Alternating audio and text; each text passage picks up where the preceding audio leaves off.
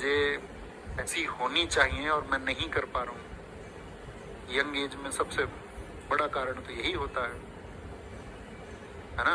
प्राकृतिक कारणों को छोड़ दे कि कोई छोड़ कर चला जाए या जो अपने हाथ में नहीं है वो चला जाए। जीवन सत्य, मृत्यु सत्य, वो तो एक कारण हुआ, उसमें कोई चेंज भी नहीं कर सकते। लेकिन हमेशा एक अफसोस होता है, जैसे जिनके पिताजी नहीं है या जिनकी माताजी नहीं है, तो उनको लगता है ना कि मैं सफल होने के बाद मैं अपने पिताजी को दिखाता। मेरे पास आते हैं स्टूडेंट्स के मैसेज, भैया मेरे पिताजी होते तो बहुत खुशी की बात होती। एक दुख तो वो है, एक दुख जो हर रोज का है। ये जो दुख मैंने बताया, ये तो जब आप सफल होंगे तब कुछ कुछ मोमेंट पे ध्यान आएगा। एक दुख वो है जो हर रोज का है कि मैं चीजों को बदल नहीं पा रहा हूँ, बहुत प्रयास के बाद में भी। क्या मेरे प्रयास करने से चीजें बदल भी जाएंगी या नहीं बदलेंगी? एक दुख ये है। और ये छात्र जीवन का सबसे बड़ा दुख है। हर रोज खड़े होना, हर रोज तैयारी करनी, निरंतर करना, परीक्षाओं में असफल रह जाना, फिर से रिवाइव होके उठ खड़े होना, फिर से असफल हो जाना, फिर से उठ खड़े होना। इससे मुश्किल टास्क कोई नहीं हो सकता। जैसे बहुत आसान होता है, कहते हैं ना सबकी भाई पढ़ाई सबसे आसान काम है, मजदूरी बड़ा कठिन काम है। जब मजदूरी में होते हैं तो एक मतलब मानसिक, आप समझिए कि झुकाव ऐसा हो जाता है, हाँ यही काम करना है, तो वो काम फिर सेटिस्फाई करने लग जाता है।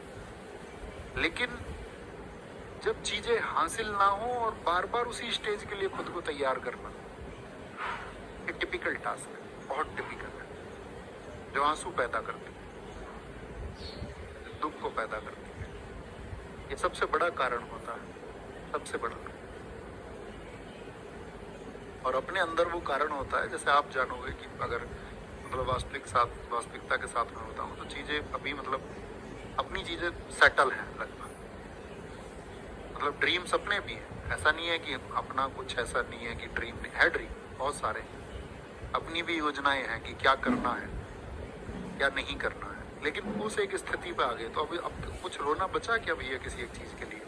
कोई चीज अभी भी है जिसपे आंसू आ जाए? हाँ अभी भी वो चीज है, वो एक चीज है क्रांतिकारी विचार। जब जब पढ़े तब तब गमगीन स्थिति हो, तब। और ऐसे नहीं, मैं अपनी भावनाएं इसलिए प्रेषित कर रहा हूँ आप लोगों के लिए कि आप शायद आप समझ सकते हैं। वो मेरे लिए मतलब अभी भी उसको पढ़ के आंखों में आंसू आने वाला समय होता है। मैं बहुत पढ़ता हूँ, बहुत निरंतर। कल भी मैं गया तो मुझे अभी भी याद है, जब हम गए वहाँ खाद सर का रिसेप्शन था,